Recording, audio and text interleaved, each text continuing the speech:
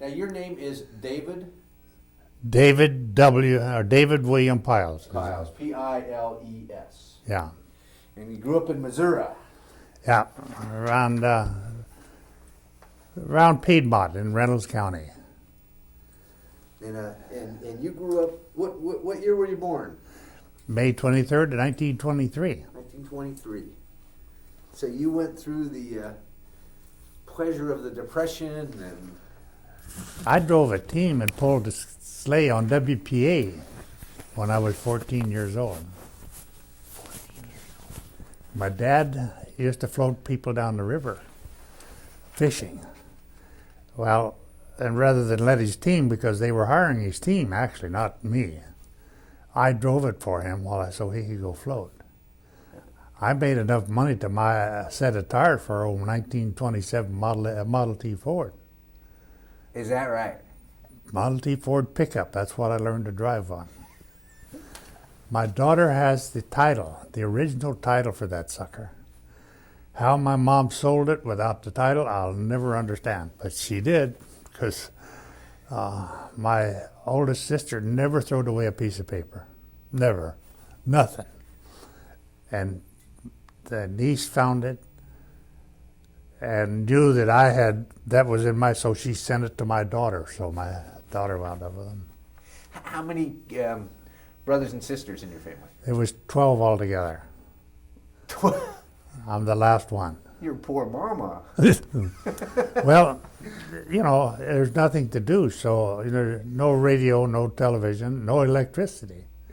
It got dark, you went to bed. What are you going to do with it? To the story about the couple that sued the railroad for having so many children. And the judge asked, well, why are you suing the railroad? Said, well, we live by the tracks. The train come by at 5 o'clock in the morning and woke us up.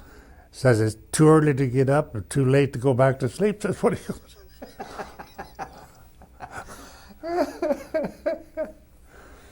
Now, you told me about you and your brother. You bought a guitar, if I remember right, and your brother a mandolin? Yeah, my older brother brought down a tater-bug mandolin, and it was called that because the back was round and striped like a potato bug.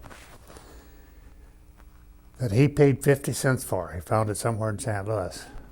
Well, my brother and I had ordered a guitar from, I don't remember, Sears or Montgomery Ward for $2 or $3. We didn't tell our mom and dad. We'd got a hold of enough money and we ordered this thing, thinking, well, we'll get in trouble, but we'll live through it. But we used to play for square dances and make $5-6 a night doing this. They'd drop 10 cents a couple into a thing and sit there and play all night long. My brother was a musician. He could hear a song and pick it out on that mandolin, and I could make noise in the background. That's it. I have got a hold of the guitar that we bought when I was probably 14 or 15, and he was 16 or 17. Called it Dobro. It's all metal, except the neck. And I'd forgot I owned it. About 4 or 5 years ago, my brother says, I got your old guitar. And he showed it to me. Well, he died. I didn't ask for it then, because he'd had it for 50 years. But when he died, I wrote my niece and nephew and asked them for it, and they sent it to me. Do you remember any of the songs? Yeah. What was it? Country, bluegrass? Country. Country. Well, there was no country and bluegrass in those days. It was all Western music, it was just all in one big bottle.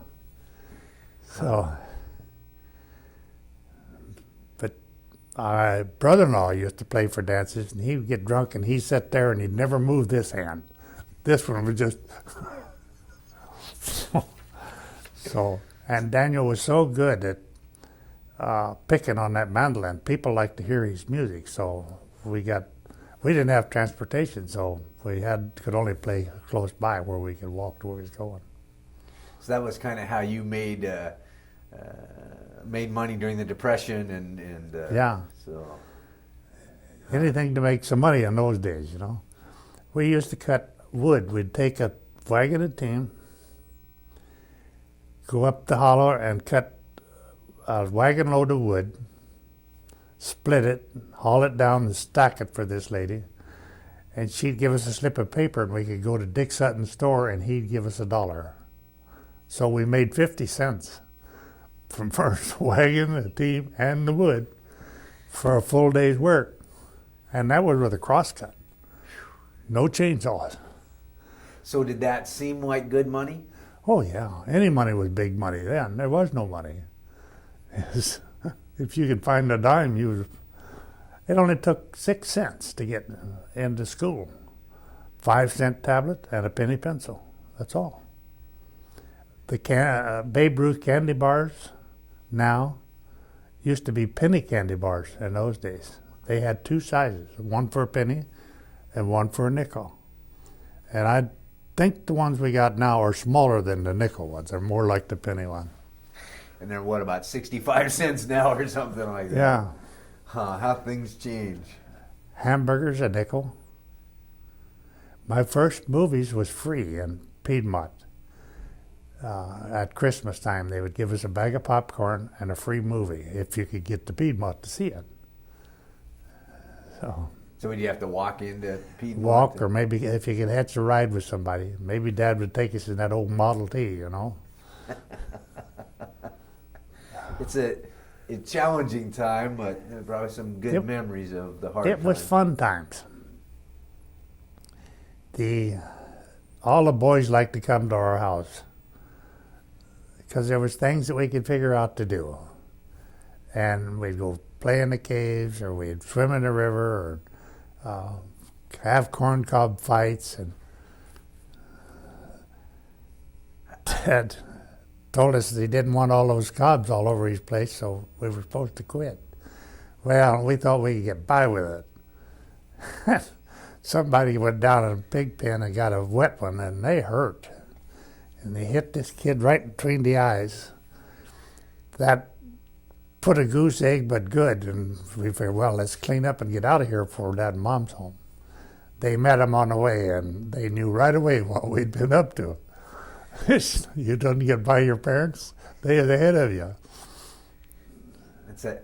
I talked to one lady yesterday, and she was saying that a big difference of kids of your generation versus today's generation is that you didn't need a lot of external things to have fun. You just, like you said, corncob fights or swimming in the rivers or doing whatever. You guys were busy. You created your own fun. There's nobody provided anything. I can't remember ever getting a small toy just for me. My brothers and sisters that were in St. Louis bought a wagon, a little wagon. I brought it down to us. But that's the only thing I can remember along the toy line. I found or got a hold of, and I don't remember what,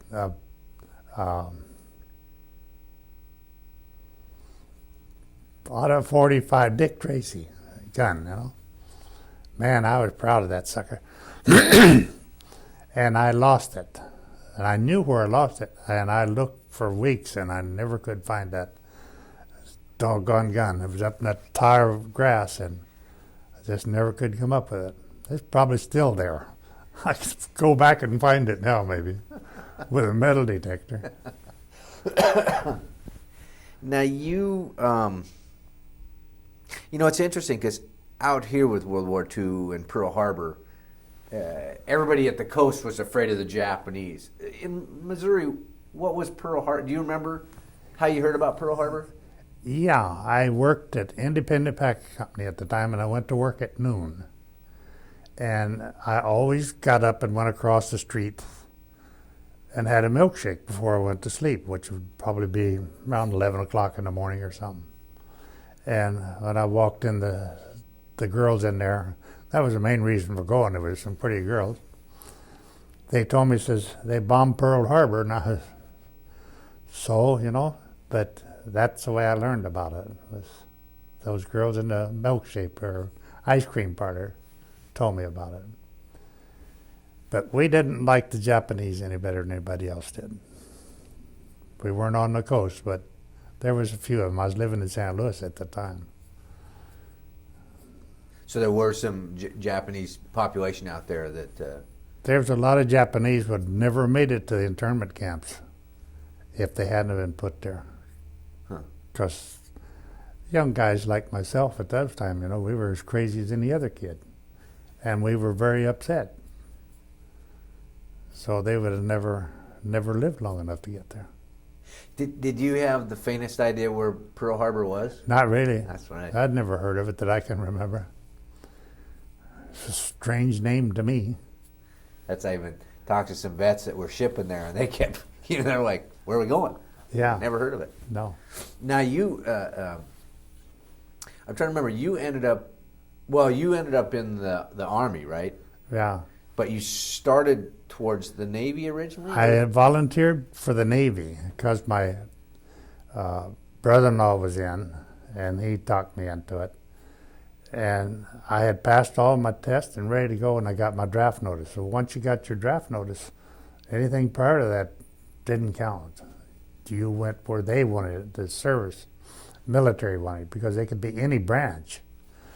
But I wound up in the Army, and primarily because of my prior training as I've been going to school as a mechanic. I lived on a farm, worked on with machinery.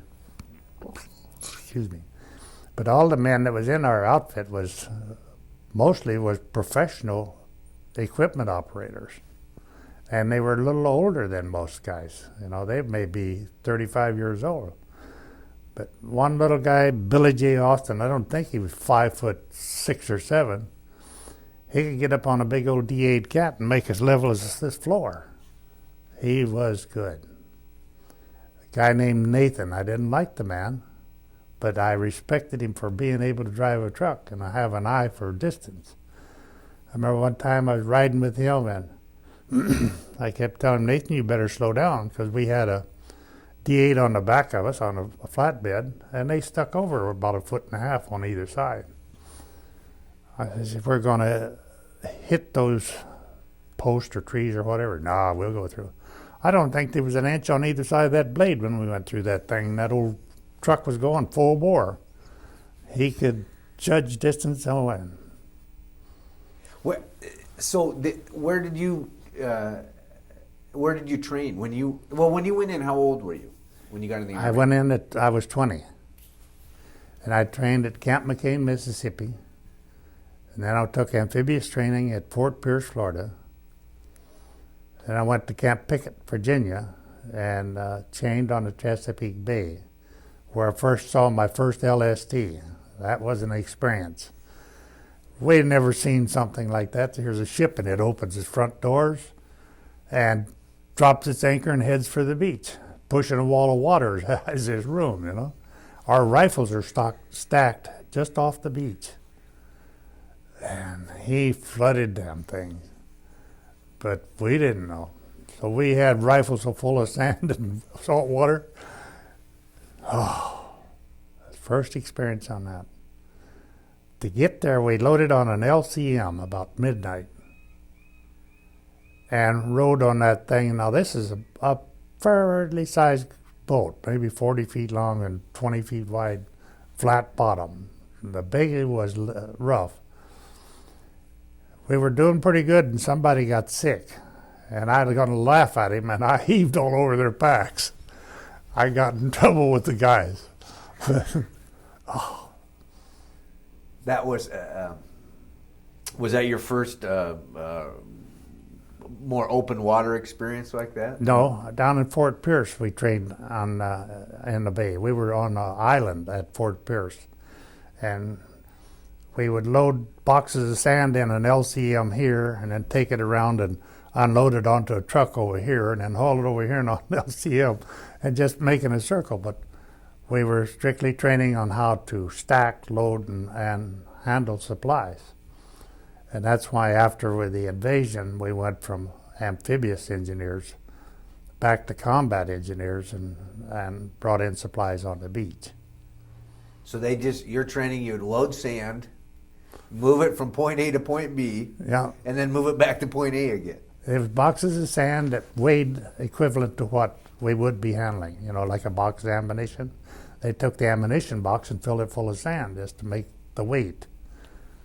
It was interesting. You wondered why. And in England, we'd done the same thing. We were stationed in Paynton, England, and we'd go out for a week and on maneuvers, and then we'd come back for a week. Each time they would tell us to do things a little different. You know, like take this part of your gear but leave this. And we paid no attention to it. We knew it was coming and they were going to tell us to do all this. They've told us to get a real short haircut. Didn't ring any bells with us. Told us to take all of our gear. Still nothing unusual. Everything is always different. But that was when we made the invasion. My birthday was on the 23rd of May, and so my 21st birthday, and 2 weeks later I was in France. Wow. What? So you went in on which day of the invasion? Did you go on day one or? No, I went in on the 7th. The invasion was the 6th, and I went in on the 7th. Took supply trucks and kitchen trucks and these things in there. What were they loaded on? What type of? They were on LST. LST. So you packed all the equipment on the LST, and then. Yeah, there was a bunch of Army ducks on it, which unloaded offshore. It was interesting to watch because they had the tarps tied down on that duck, and they backed off. Well, by backing off and having the prop engaged and going full bore, it would lift the back end up. Otherwise, it would sink. And they had men standing on each side with rifles to make sure those guys had that truck revved all the way up when they backed off of there, because they were just as scared as anybody else, you know. They didn't want to do it. Did you have, at that point, when you finally left on the real mission, at a certain point on the journey, did they say, okay, this is where we're going? Or when did you finally find out that it wasn't just... I can't remember. It's really quite vague for me. From the time we left Paynton until I had landed on the beach, I don't remember a whole lot of what went on. I know we landed a mile or so from where we were supposed to. Took a half a day to get back to where we were supposed to go. First find out, and then war is organized confusion. You don't know, nobody knows what's going on. There's just no way to know. There's just too much going on. You know what's going on in that little circle that you can see. What's out here, you don't know about it unless somebody tells you. Just not impossible. Now you drove a truck with a compressor towing behind it, is that right? I was assigned as an air compressor operator, which didn't get used very often. So after the invasion, I started driving regular truck. My first week or so was just hauling the biddies off the beach. And then after that, I started driving a bigger truck and pulling a big trailer and hauling supplies in. When you landed, did you have a truck that was assigned to you? So yes. You had to drive a truck off of the... I took it off, but then at that time we were up close to the beach and the ramp was down and we drove off. And all our trucks were waterproof to where we could drive them through water up to the top of the windshield. Everything on them had a hose running to it that was in master cylinder, the axle vents, everything. You'd spend a day getting your truck ready to drive off that thing, so if it was in the water it wouldn't quit on you because you'd sucking all your air from way up top, up above the windshield. So when you came off, did you go through water or right onto... I can't remember. Oh, is that right? You don't remember what the beach material was like, if it was soft sand or... Was a black... I would say it had to have something like asbestos in it because it got very hot in certain places. And you just molded it. molded around like the carburetor. You have a small hose that runs to the master cylinder, and wherever they fit, you just molded that stuff around. You could just, like crazy putty, only it was something that wouldn't burn and wouldn't melt. And I remember it being black, but what it was composed of, I don't know.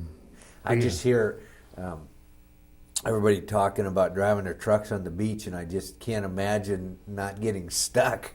Well, you got to remember, you got big tires on our trucks. You got all wheels are driving, and the beach was pretty well packed because there's so much traffic on it.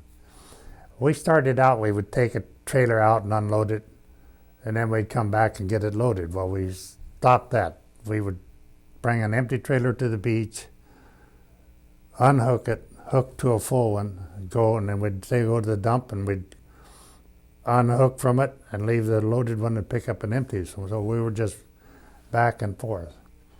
Daytime wasn't bad. Nighttime was what was bad because you couldn't use lights. You drove without headlights. And we drove from 6 in the morning till 6 the next morning. Drove 24 hours straight. And you didn't get lost? I mean, the fact that, what did you follow at night? Well, if it was real dark, they'd give you an extra guy, and he'd sit and watch a ditch line, say go right or left. You didn't drive fast, you know. You just couldn't. The English had a terrible idea of driving down the middle of the road.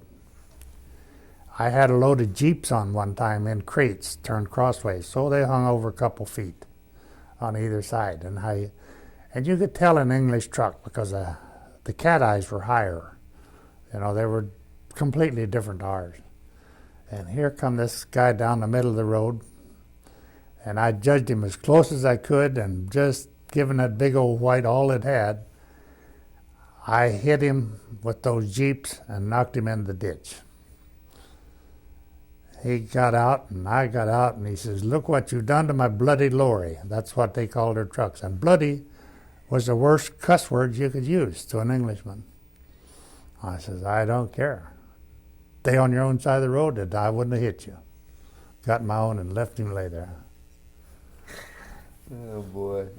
We didn't like the English because we were working 24 hours a day, and they're sitting out here drinking tea. That didn't go over well with us. Because you did 24/7, I mean, basically. Yeah. So when you first landed, mostly what you were doing originally was moving bodies. The first 4, 5, 6, 7 days, I can't remember how long. That's all we done. All I done. I don't know what other guys were doing. Was picking up bodies and taking them up to the graveyard. That had, here's a 20-some-year-old kid. What? It wasn't fun. I mean, was that all of a sudden, wham? We realized we're at war. You get off of a boat, and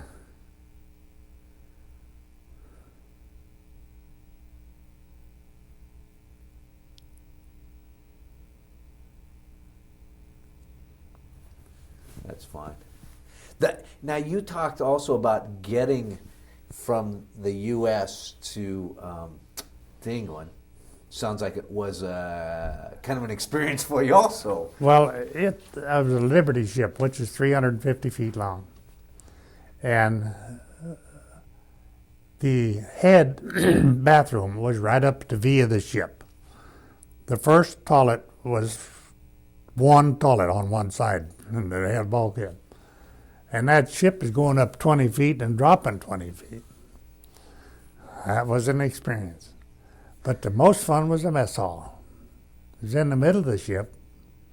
You'd go in the door and then go around the outside. And by the time you got over to this side, the mess kitchen was up in front. The guys would be getting sick and starting to throw up. So you didn't walk from there, you slid from there on around. You get your mess and you go walk around, and you didn't sit down, you stood at tables to eat. And if you didn't hold on to your mess gear, it went sliding across down the table. It wasn't bad until it came back with partially chewed food in with yours. Oh, and stink. But the food didn't smell good to start with, and then with all that mixed with it, that was a stinkinest place. Oh. How did you even bother to eat with the? Well, just to survive, Huh. you know. You got to eat something once in a while. We had one poor guy that never got out of his bunk. He was sick from the time he got on that boat till he got off. And we would scrounge crackers and whatnot and take to him for him to eat. But he never got up. He wasn't able to. I guess like you said, glad that you ended up in the Army and not the Navy. Oh, I was just tickled to death that I got drafted. I realized what a mistake I was about to make. My little brother was in the Navy. My one just younger than me. I had two younger than me that was in the Navy. One older than me, and a brother-in-law. My mother had 5 of us in the service at one time. Wow. I don't know how she stood it. Yeah, I was going to say that had to be tough to have that many kids in the service and worrying about all you and. Yeah. Huh. So a lot of your job was construction, right? Bridges Yeah. and After we landed, we went from amphibious engineers back to regular combat engineers. And we weren't attached to any of the big armies like the 5th, the 1st, or whatever, you know. We were just a outfit that's out there that we went wherever we needed, and that's why how we landed up into 4 major battles without a break. We never got any R&R time because we weren't attached to anybody to give it to us. We were about to get it. I took one load of guys to Paris the day that President Roosevelt died. And I was on my way to Paris with the guys in some weapon carrier, and they were the only ones that ever got to go. The time I got back, we had different assigned to go somewhere else, so that ended that. So whenever ever anybody needed something, That's where we went. they called you guys. What? So how long were you over there? I went over and I left New York in December of 43, and I come back in December of 45. So 2 years of. We got taken out of the 149th after things got calmed down after the war was over out there and put into the 135th or something, I forgot. And we were guarding prisoners and we were doing this, but we were off isolated from the other groups. And it was all the guys that had any amphibious training that had done this. Well, after the Japs surrendered, we found out why this had happened. We were going down there. That's right, because they were all ready for the invasion. And, Yeah. But we had the training, so they were going to ship us down. Wow. So we were happy that it ended and didn't know it, you know. I assume because you were building new roads and all that you were up front most of the time also. A big part of the time, yeah. It wasn't unusual for us to be in the middle with ours behind us and the Germans on the other side to get a bridge across or whatever. An interesting place was when we crossed the Rhine. We were, and I can't remember the name. I wish I'd have wrote them down, but I didn't. I know we were about 20 miles from the only bridge that they got across the Rhine that later fell down. And I don't even remember what put down. But there was a big dike across this valley. And we would go down at night and dig holes in that dike, almost through it, and then move artillery down into it. The daytime, we didn't work because they would know what was going on, and the artillery would make it noisy enough they couldn't hear us at night, so they couldn't see us and they couldn't hear us. But at night, daytime, we'd crawl up on the top of this old school building or whatever we was living in and watch the airplanes going over. All the big bombers going over, and those poor guys that was in the end of those V's, they invariably come down, one after the other. I saw a big 4-engine bomber crash on Omaha Beach. Some reason I looked up, and there's a whole bunch of guys in parachutes, and the wing is off this bomber. The wing's kind of floating around, but the bomber's spiraling down. And there's no noise. I think, now, them lying SOBs. You know, they always show you this terrible noise when the airplane's coming down. There was no noise. But it came. It just took a little while. And it landed probably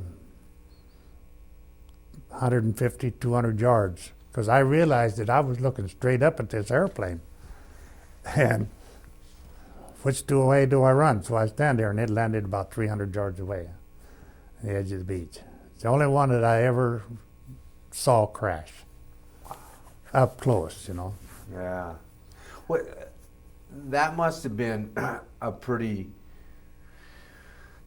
I don't know if awesome's the word, but amazing sight to see a squadron of, I mean, I can't imagine, did the sky just go dark with planes, or was it like a flock of geese way up there? Or? Well, they would just come through groups of them. I'm sure you've seen them in pictures of groups of however many, but they would be in a V, you know.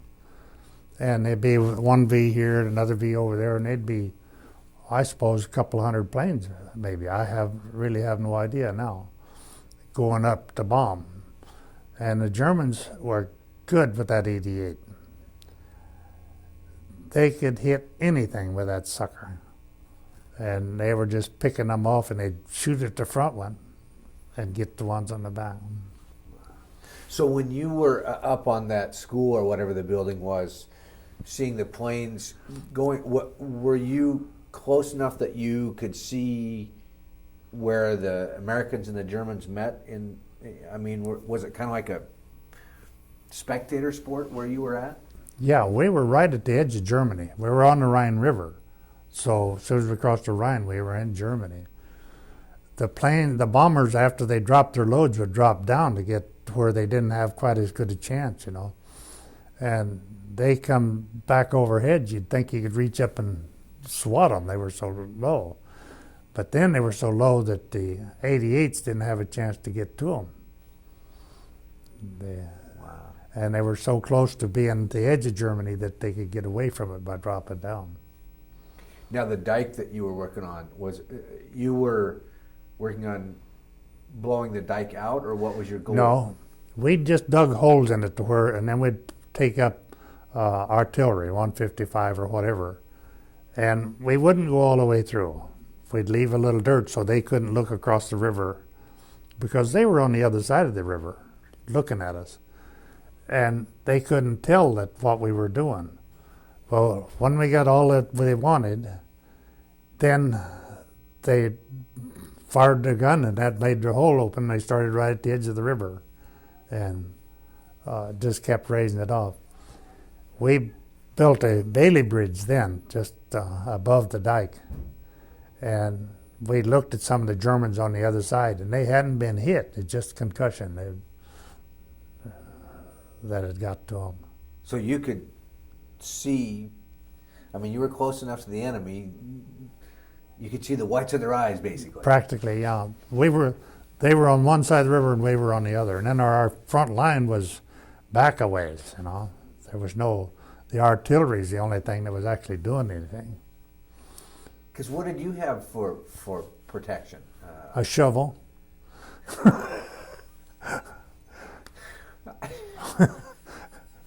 That's not real comforting. Well, when we first went in, they took us down to Camp McCain, Mississippi, and they had formation. And after they says, now stack your rifles over there. Stack their rifles, they give us shovels, says the infantry, that's their best friend. The engineers, the shovel is their best friend. I think I would have made two friends. Well, you got used to it, you're paying attention to it. So did you have infantry with you then that as you were working they were guarding or not? I'm sorry, I didn't quite follow. Well, when you were building bridges and all that and the crews were working, were there infantry stationed around you? Behind us. Just behind you? Yeah. That kind of makes you a target, doesn't it? Well, you'll never hear engineers mentioned on any of the programs. They don't talk about them. But I did see one program where they admitted that without the engineers, they couldn't have won the war. But we didn't get credit for what we did. They never did, never do. But we had to make things to where they could advance. You know, a tank can't cross a river. Somebody's got to go in there and build a bridge. That was our job. And the bridges you built, were they temporary structures or? Yeah, were they... they're pontoon boats anchored up the river, and then you had two tracks across the bridge, and that's what we crossed the river, and I can't remember the name of the river now, between Holland and Belgium. And we were going to build a permanent bridge. We had a pontoon bridge, and we were building a permanent bridge. And the Germans were ahead of us. They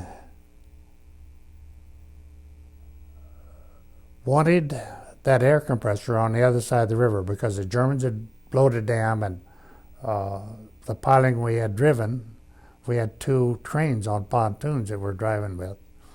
They sunk, and they got another professional steam-operated pile driver, and they wanted the air compressor over there because they'd use the steam to help build up the air to help build up the steam to speed the situation up. And they asked me to take it over. The water was almost over the top of the front of those pontoons, and there was a quarter of a mile of water on each side of that bridge. You do what you're asked or told or whatever. And I drove that thing, and I didn't realize I was scared. But I had dreams for 50 years of driving a truck in a flood. One morning I woke up, realized where I was, and that's what I was dreaming about. Because the bridge was just above the one that had been blown out. And if pontoons would have sunk, that's where I was going. Well, that's amazing that 50 years, that's still... About once a week, I'd dream about it. Wow. Of one kind or another, not that particular incident, but always driving a truck in a flood somewhere. How do you deal with fear in war? I mean, is there fear, or does it become a job? Do you check it out, or? It's not you that's there. It's somebody else doing that. If you think about it being you, you're not going to do it. So You've got to disassociate yourself from yourself. It's not going to happen to me, it's going to happen to you. So is it, does adrenaline take over and all of that too, or I mean, is it like the movies where it's heroic and you got your guys, or it's more just I'm going to save my butt out here, or it isn't, it doesn't exist. It's a different reality. Well, sometimes you're going to try to save yourself if you're in a situation where you can, and you just get to a point. I remember one time we had what we called bed check Charlie. The Germans came over with their planes and check us what we're doing on the beach. There would be so many bullets going up trying to hit that plane from everybody on the beach was firing at it. They ain't about to hit it, but they're trying. And every one of them that goes up, it comes down again. And you're hearing them go splat, splat, splat all around you.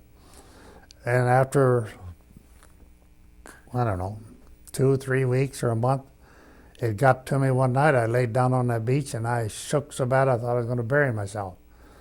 A few minutes, I was over it and went about my business and didn't bother me again. But he caught up with me that one time. Wow. I never thought about that because, again, you kind of said, I think you described war as a controlled chaos or something like that. You know, movies, again, always show everything perfectly organized and all that. But I assume that in a situation like that, they probably said, if they fly over, don't shoot at them. But that you take over and think, no, I'm going to shoot at that big plane going. Yeah, you're going to try, and there's nobody there to tell you not to, you know. You're kind of isolated. You're a normal guy. You're going to do, some guy's trying to get me. I'm going to try to get him. Where did you live? Were you in foxholes all the time, or houses, or? No, after lived in a foxhole for about the first week or so, and then we cleared a little area of mines and we started our motor pool just off the beach. Just on the other side of the hedgerow was a hospital. And after I got home, I found out my brother was in the hospital. I had no way of knowing. It took 2 or 3 weeks to find out who was doing what where. He told me what plane he come in. We had one DC-3 that didn't have a door on it, and that's what he flew out on. I could have probably thrown a rock and hit him from where we were, but neither one of us had any idea. He was only in combat for a few hours and got shot through both legs. Wow. He had to have walked up that beach because he come on to Omaha and we'd built a separate trail for him to keep him off the road. And walking down the road, and I looked at faces every day when I was driving, but never did see him. And it's not, I've never been there, but it's not like 100 miles of Omaha Beach. It was a very confined area where you came to a certain extent. 3 or 4 miles, 5 miles maybe. Not very long.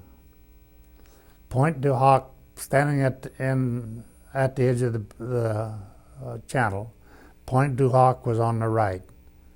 And then a little ways there's the one valley that went out that there was a road going out on. And then it stretched on down maybe another mile, 2 miles below that. There was a little hotel on that road leading off the beach. And the days that we were off, if we weren't working in the motor pool, we would try to get something. We went up there, 3 or 4 of us, and we could see a bottle of booze back in there.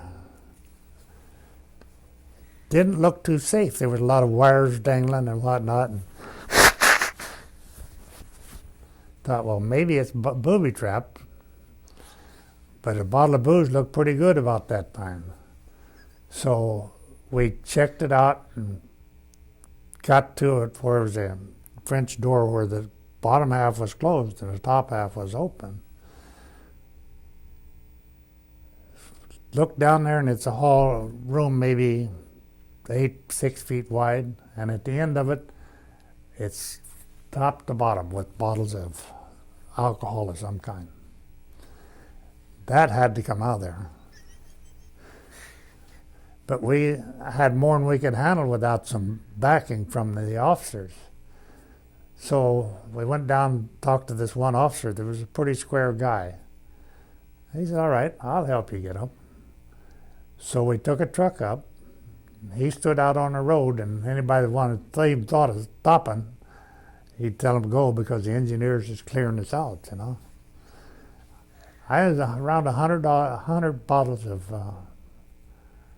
of alcohol that we got, different kind of champagne and cognac and Calvados, and that old air compressor come in real handy because all those compartments were locked. I had a padlock on every one of them. That's where we started. There was only a couple of us that had keys. Guy named Murray, he got into it. He had a key and he got a bottle of it and he got drunk, and they caught him just as he was going out of our area, and he was going into an area that hadn't been cleared. And they told him, says, "You're crazy, you'll get blowed up in there." "I told you not to do that," he said, typical drunk, And that officer would not take any of that. He says, "You guys work for it. You just split it among your men." So we had booze for quite a while. He was a good Joe. There was a few good officers in there. That's always amazing where there is that kind of average, everyday aspect. I mean, you have the travesty of what happened on the beach, but yeah, like you said, there was that booze in there, and it looked like it needed to be removed from there. So it was a hotel. I assume the people that had run it had left. And oh yeah, it wasn't. It couldn't be occupied at that time. It was blowed up pretty good. I've often wondered if it ever been renewed. There was a small road that went out, and there's a big brick wall that we had to go around, and the hotel was over here. Is that how? Because you went through a lot of little villages and towns and things of that sort as you moved through. Were they just empty? I mean, were they like ghost towns, or does the town still exist and people still? Most of them, especially in that part of France, because the fighting was so heavy, there was literally nothing left. They'd take a bulldozer and clear the road and just enough to drive through. And I don't think the people that lived there could have found where they were going because there was nothing left. It was just all flattened down. You can't bomb something that heavy, or shell it and whatnot, without literally destroying all of it. So as you got further away from the beach and moved on, did you get to villages that hadn't been bombed so bad, or was that pretty much everywhere you went was? We got into Germany. We found some that were pretty good. We would walk up to the door and open it and walk in, and whoever's in there just oozed. And what they took was their clothes that they had on their back. And we would live in their house. They would be maybe a block with tunnels where all the houses were hooked together. And they all had extra silverware and dishes and everything else in the basement. So we would use their dishes and we wouldn't bother wash them, just throw them out the window.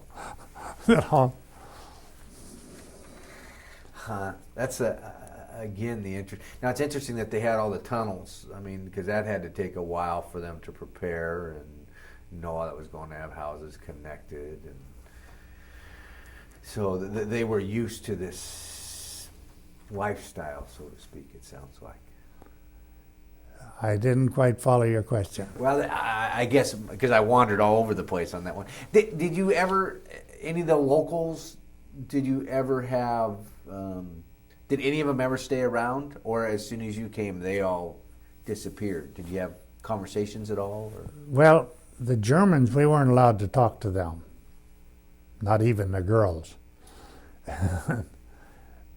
And a lot of the French you didn't trust too much because the Germans had been there long enough that especially the women had become attached to them, and you didn't trust one of them at all. So they could be spying for a German boyfriend or... Yeah. Huh, I never thought about that. They had been there a long time, so, I suppose a lot of them had got married and whatnot, They went from the enemy to the lover, and we were turned out to be the enemy at that time. Are there any smells, if you're going through life today, that you smell something and you go, oh, that reminds me of wartime? Or Other than dead animals or humans, there isn't many smells. A lot of dead animals, because humans, they were usually picked up, but the animals would still be there. Drag them off out in the field somewhere and let them rot, but there was some raunchy smells. where was it? Because you were in 4 different campaigns, 4 different. 4 major battles out of 5. So you were the beach, the beach, the Bulge, River Valley. I can't name them off now. Well, it's only been a little over 50 years. I mean, Yeah. That's a long time ago. What do you remember? Where you liked being the least of your time over there? You mean where I would like to go back to? No, what's the place you didn't like? Oh, Battle of the Bulge. That was the most miserable time of my life. Cold, hungry. It was horrible. We finally got to where we were going to stay for a few days, and we went into a school, I think. And there was a stove in there. Now, we'd been cold for a week, sleeping, our clothes are wet, and traveling and trying to get to where we're going. We thought, well, we're going to get warm, and we scouted around and we found some pipe, and we didn't look. It's just pipe that would take the smoke away. That's all we were after. So we put it on and we built a big fire in that stove. It was soldered together, not crimped. So as soon as it got hot, it went pling and all open and fell off. So we just broke out the windows around on top to let the smoke out and kept her going. It was still warm. Smoke was up here and we could get below it. That was horrible.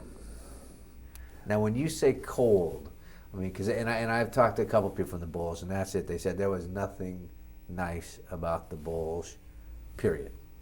But when you say cold, your definition of cold's got to be totally different than my definition of cold. Probably is because of the fact that you can go out and get cold and then you go in the house and get warm. We couldn't, There was no place to go to get warm. You couldn't build a fire because somebody's going to drop a bomb on your head if you do. You go to bed at night and you'd have those mummy sacks that we slept in, which is canvas, and then you have, depending on how cold it is, how many of the mummy bags you had. If you didn't take your shoes to bed with you, you couldn't get them on the next morning. You didn't want to sleep with them on because if you didn't let your feet dry out, you're going to have foot trouble. It was miserable. There's one good thing about being a truck driver. Especially now, when we were on a convoy, I drove the 2.5-ton Jimmy. And there was a gas line that run alongside the rocker cover. That a can of sea rations, I think about 4, would sit in there. And it kept it warm. You could get a warm meal. K rations, is a full meal in a Cracker Jack box. And if you think that's going to last you half a day working... So you could take and put them in there by the engine, get them in the right place, and Yeah. on a long drive, then have a hot meal at the end of the day, huh? Yeah, well, even when you're driving, you carried your mess kit was right with you all the time. You'd get out there and open the hood of the truck and grab a can of that stuff. You could eat it while you was going. And there's some of the sea rations that was pretty good, like pork and beans and wieners and beans and wieners, and hash wasn't bad. Hard to remember all that's in there. Were there any that you just didn't eat because they were so bad, or were you just so hungry that... You'd eat them. Yeah. you'd eat them. Once in a while, you'd get a chance, we'd come up with maybe like some bacon or something. We'd take our old steel helmet, wash that sucker, build a fire, and set it on top of it. And we'd cook up a goulash or whatever in that steel helmet. You got in trouble because you'd burn all the paint off your steel helmet, but then you look around, you'd find another one because somebody had lost theirs. So, but we didn't have any cook pots, so that's what. You washed your hands, feet, and everything else out of that thing, but then you also cooked it with it. So you'd get a little bit of water in it, wash up. Yeah. Wow. I'll bet, I'm curious if food has ever tasted as good as it did. I mean, even though it wasn't gourmet food, but being so hungry. Anything tastes good when you're hungry. It's not like having a big T-bone steak, but it's hot, and at the time it was first-class food. Were you constantly moving, it sounds like? No. We'd spend maybe a month or somewhere building a bridge or building roads or the bridge we built between Holland and Belgium. We got it, all the piling drove, was just about had it finished.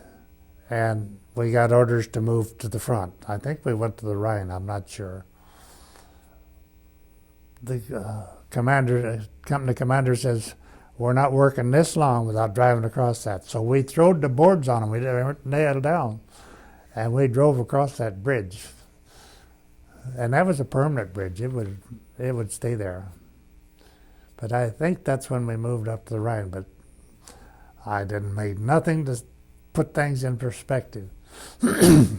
I assume that as soon as you were building them, the Germans were trying to remodel them for you.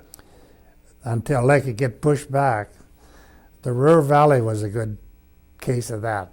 There was 2 canals, 100 yards apart maybe, a couple 100 yards.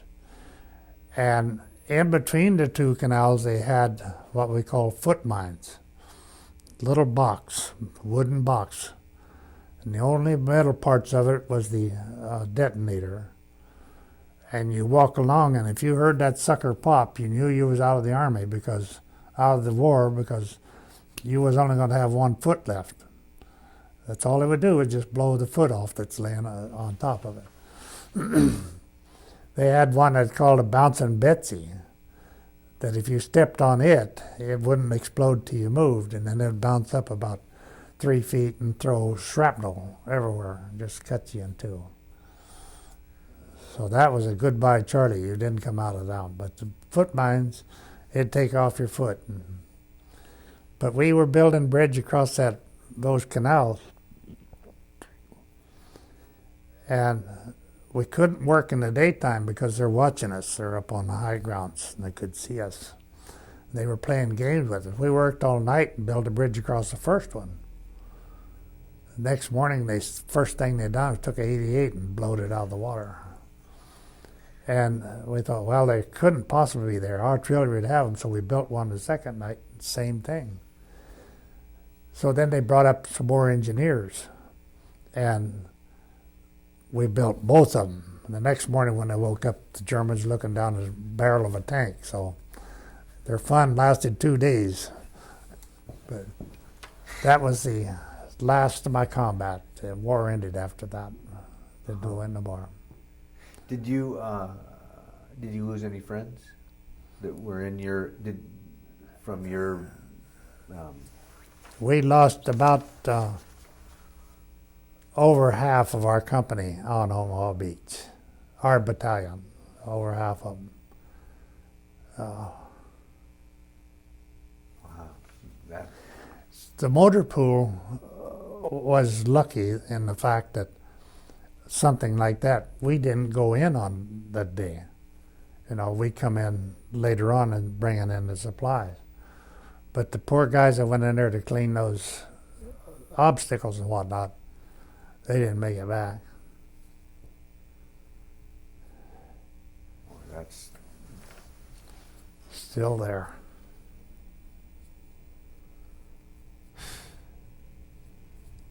Do you ever go through a day that you don't think about the war? I probably do, but it's there a lot, you know. The older you get, the more it comes back. Now, you also had to, with your truck, drive through some areas that were mined. How do you protect yourself from? I had sandbags in the floorboard of my truck to where there's just barely room to operate the pedals, because that'll give you a little protection, you know, because usually you're going to catch, it's a wheel, it's going to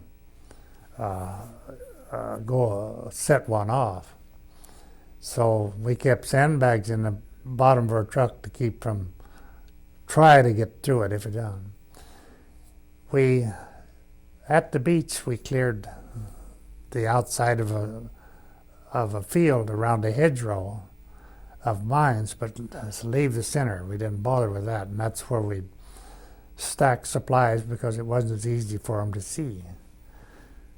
And guys that worked in that field, they got to where they didn't think anything about anything, you know. They get kind of cocky. And I come in one day, and I was probably a little tired and out of sorts. They're supposed to have got in this over here and says, take this load over to whatever. And he crawled up on that front fender and says, take it over there. So that's what I done, right across the middle of the field. It was the last time he ever done that, because he was sitting there, he had no protection. If I'd have hit a mine, I would have been still be in the brig, but he would be in the grave. But we cured him of that. I picked up the load of dynamite off the beach one time. Those guys handled so much ammunition and explosives, they didn't think nothing of it. They'd throw them boxes around like they were throwing whatever. But this dynamite had been out in the sun long enough that they were sweating. So the nitroglycerin is on the outside of which means you can throw it and they can explode just from throwing it around. Well, it took me half a day to get from the beach up to where we were going to take it, because that big old white didn't ride like a Cadillac. And I got up there and they went high up on them in that thing. I said, you wait a minute. Let me get 2 hedgerows away and you do whatever you want to. I says, it's dynamite, it's been sitting in the sun, and it's sweating nitro. They'd pick up those boxes. You'd never handle eggs that easy, you know. Handled this guy, he'd walk over and set it down. How did they clear the mines? You take your bayonet and you go through the ground poking. And then when you find, hit that, then you start digging away. The mine detectors work pretty good. You'd find one, but then you might be digging all day because of metal. But either way, you had to dig that mine out. Boy, I think I've forgotten. I don't think I could do it now. But you had to get the pin back in it so that it was no longer be activated. So it was a group of soldiers. Did they just walk a line and? You crawled on your belly, poking your bayonet in the ground to hit one of those things. And you didn't want to come down on it because you could set it off. You had to come in from the side so that you would hit the edge of the mine here, not up here. Boy, that's not a duty I'd want to volunteer for. It seems like you would be pretty scared the full time of doing that. Well, you're safe as long as you're careful. You know, you don't get careless. We had one guy, and nobody knows why. I don't know why they were clearing the area in the first place. That some officer was goofing when it had the men out there clearing, because we didn't need it. It was completely unnecessary. This guy was out there clearing the mines, and he got up and walked out in the middle of it, and he stepped on a bouncing Betsy. And it come up and blowed him away, and he's laying there batting his head like mush. The guys, I wasn't involved. I happened to be on the beach when it happened. The guys didn't dare try to get to him. They couldn't save him anyway, because they had a chance they'd step on one themselves. So they had to work their way in, and he was dead by the time they got to him. But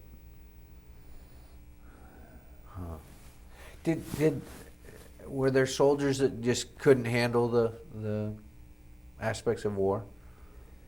oh yeah, there was some. I never met any. I didn't.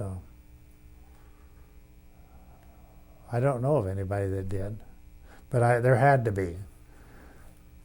We're all survivors, or try to be.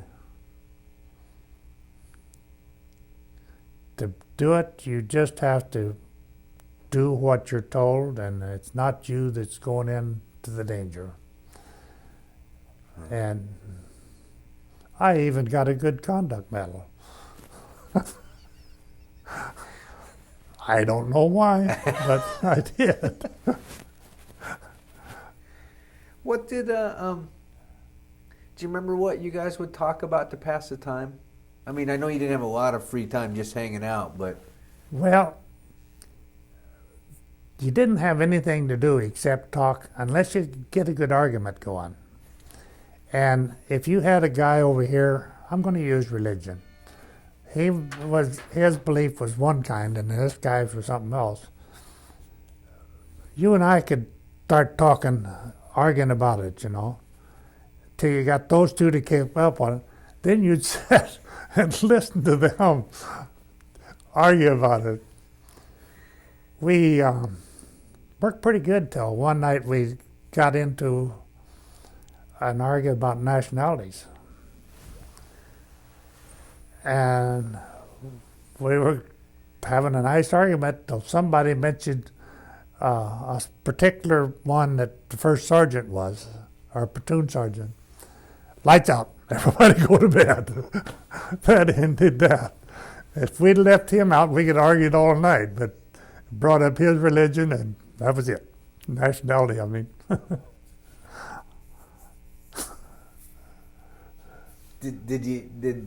Was there much downtime, or was it pretty much work all the time you were there? You would, if you was working, there was nothing else to do. You had nowhere to go. There was no corner pub to go to, So, like there at the beach, we'd drive from 6 in the morning till 6 the next morning. You'd get in, you'd eat breakfast, sleep a few hours. In the afternoon, you'd work in the motor pool. And then about 6 o'clock, you go back to bed, and then 6 the next morning, you'd go again. And this was every day.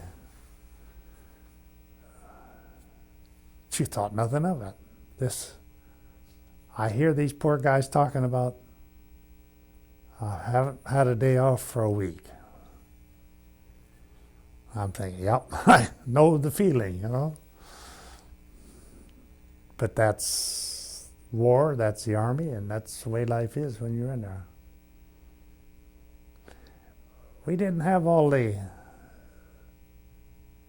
nice things that they got nowadays.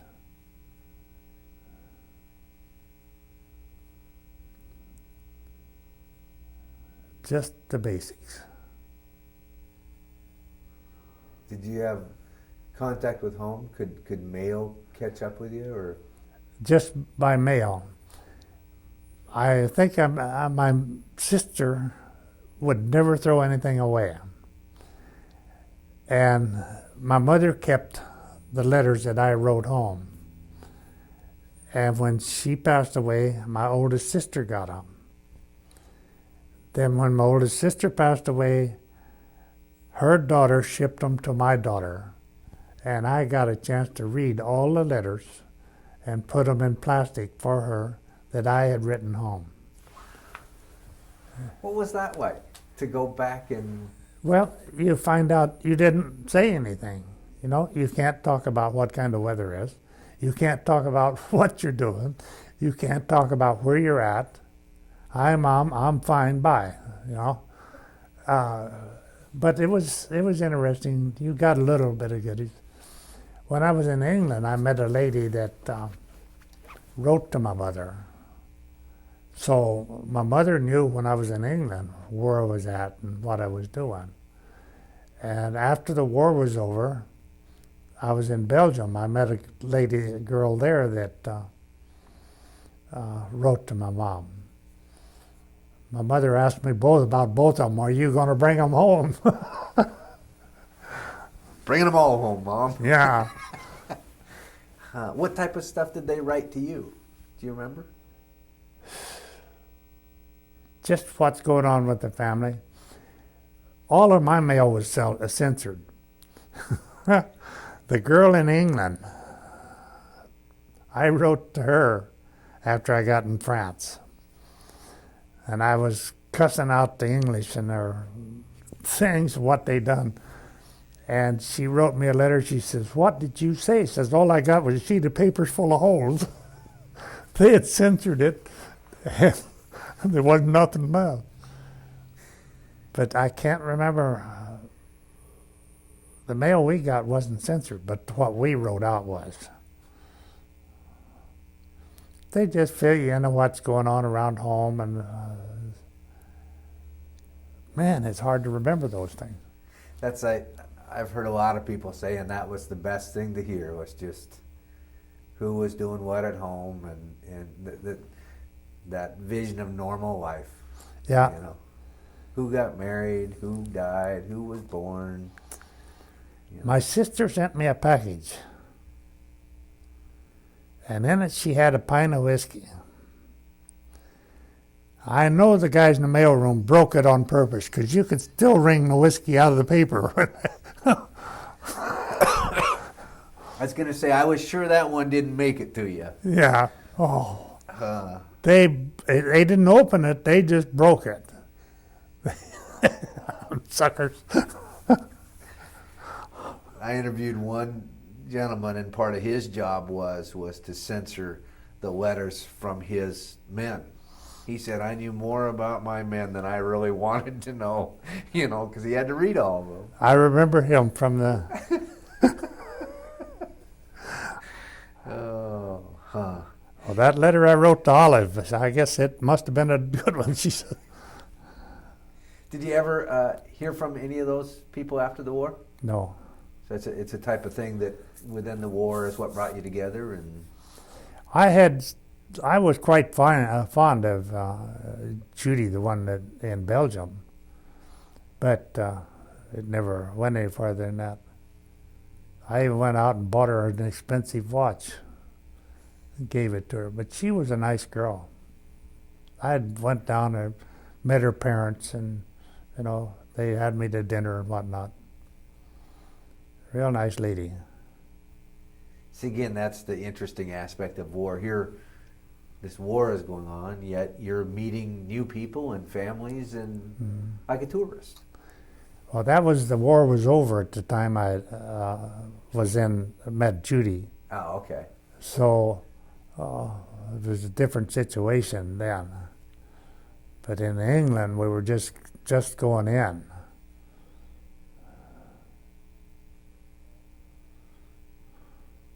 Now, you, in your writings, talked about, I can't remember if it was boot camp, where you had the best bed in the barracks or something. What was that? That was in Camp Pickett, Virginia. We lived in a 2-story barracks. And right across the street from us was the wax dispensary. And it's a long building, and they come in about the middle of the building away from us, and they'd go around the building around and come back, and the doctors was evidently up here somewhere checking them. A lot of the girls would come through that door, and they'd start undressing from the time they got there, you know. I thought my brakes was going to turn over. Everybody is up there looking out the window because I didn't look. I behaved myself. Did they keep the men pretty separate from the women? I mean, was that a definite, they did everything they could to keep... Yeah, but it's impossible. We had a guy that got a letter from his wife that she wanted a divorce or something, and he asked the first sergeant for a pass to go home and get straightened out, and they refused him. And he says, if you don't give me a pass, I'll go AWOL. Well, if you tell them you're going to go AWOL for something like that, and you still don't get a pass, then it's their responsibility to make sure you don't go. So we're supposed to watch him. He got away from us, and we're out there in the middle of the night trying to find him. We didn't know where he went, so we thought he might have went through the barracks, WAC barracks. So that's where we went. That's 2 o'clock in the morning, you know. 100 soldiers going through. I don't remember what went on. But we found him and kept him from getting in trouble for going AWOL. I had my eyes closed as I went through. Yeah, you were just using the Braille method. Yeah. What was what's one of your fondest memories of your time in the service? Coming home. Did your job and... I can't. As to the... I have no bad objection to any of my service, you know. But to pick out any one part that I thought that I could say that I really enjoyed, I don't know what it would be. Just done my job because that's what I was supposed to do, and I didn't hate the Army, but I wasn't in love with it either. I got my discharge at Fort Leonard Wood, and I was watching where their names were being answered. They were naming off guys that wasn't going to get their discharge. Something was holding them up. And I watched them go down the line and come up and go down. And I knew they were into the P's, and they said David. And I thought, oh no, what did I do now? But it was somebody else. And I got my discharge. I didn't have to get held over for something. Are you proud of your time? Yes. I'm glad I got to serve. Take nothing for my memories. But I wouldn't want to try it again. Combat is hell. Some of it isn't bad. Others you can't forget it.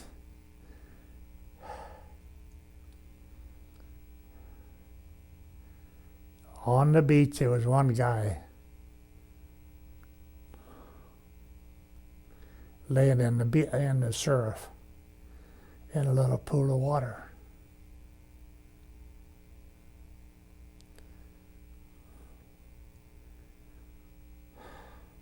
We left him because he was cool.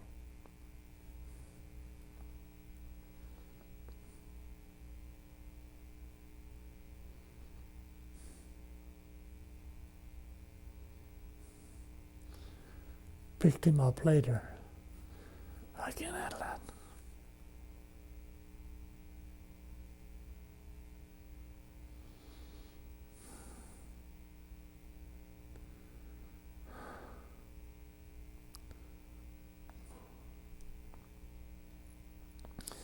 But that was the worst on the beach.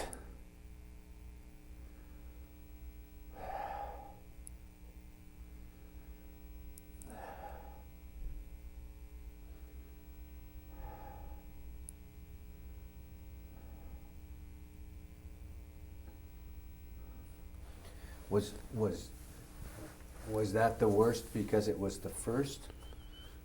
I mean, did that? That was the worst of being in the Army.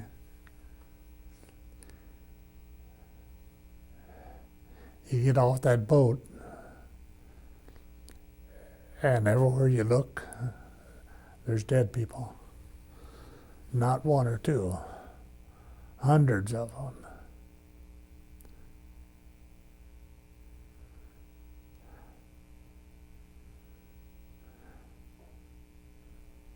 Part up gone, leg gone, head gone.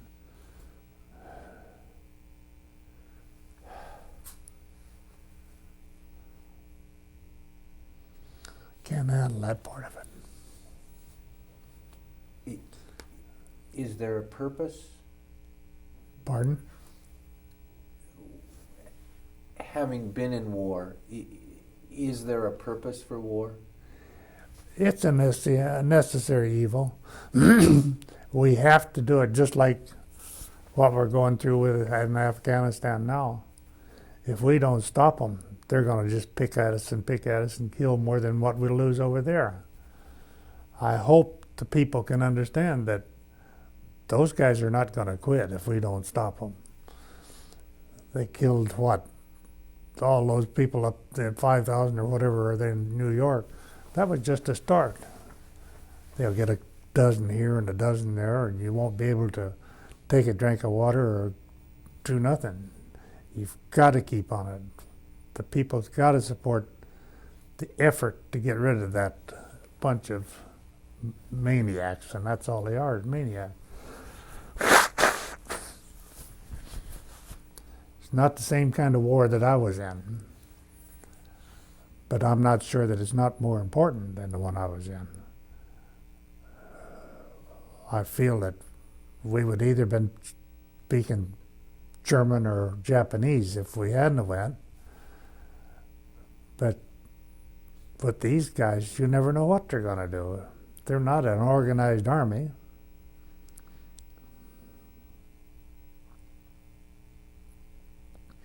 When you saw what happened on 9/11, the towers, was that some of the same feelings from what happened at the beginning of the Americans beginning of World War II, Pearl Harbor, or is it different? What that looked like was about like most of the cities over there looked like, just a big pile of rubble. I can't say that the feeling related back.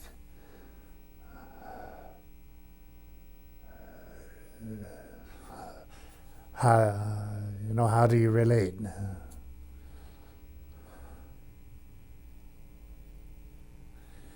But it's something we got to keep doing. Mr. President Bush is on the right track. I'm not very fond of him, but he's got to do this, and I hope the people support him. He's like the gentleman you talked about that served you that you didn't like, but you respected him. Yeah. Yeah. I didn't approve of his dad either, but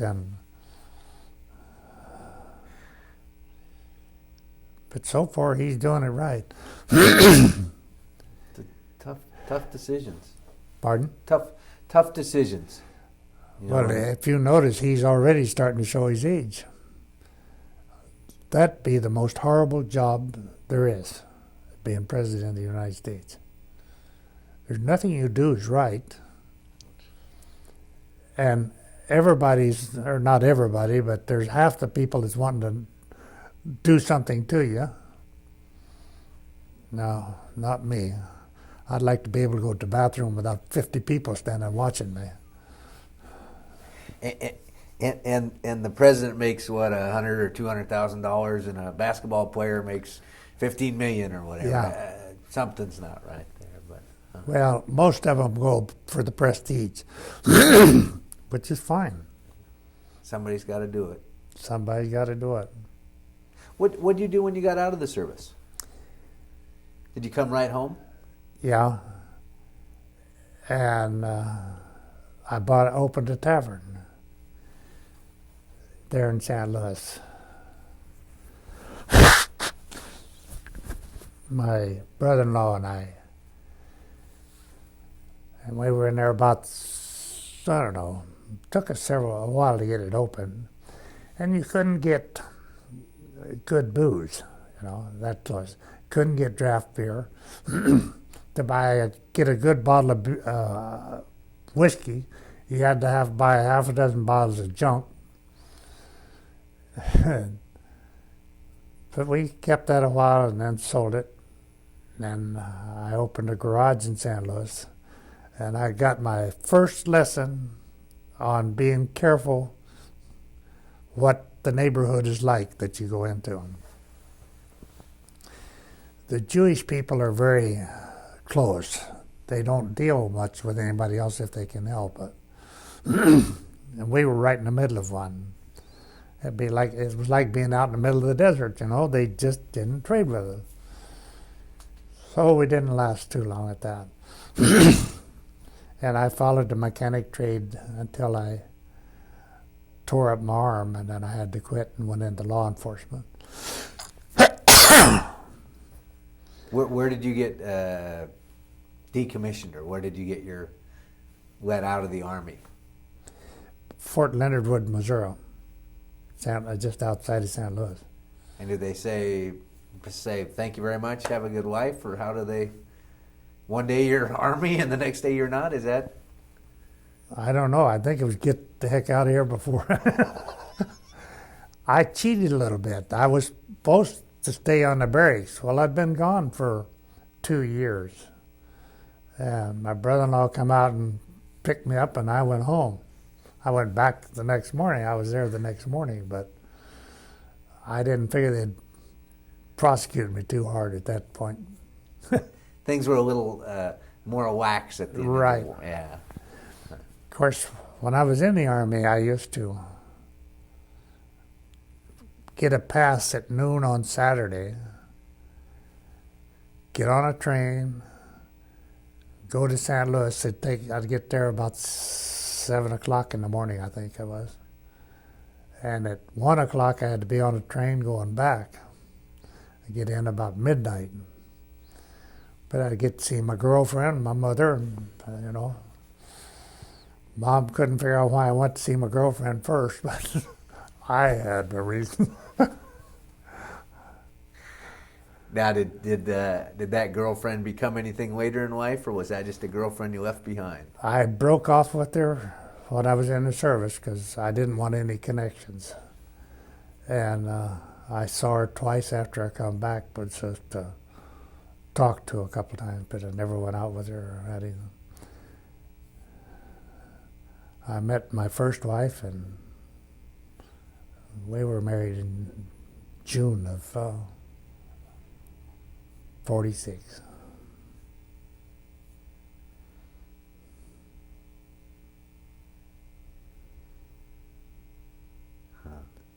And I followed mechanic work till I messed up an arm, and then I went into law enforcement and got tired of that. I actually got tired of the judges. Some of them were terrible. They're dead now. Shouldn't be talking about them. But.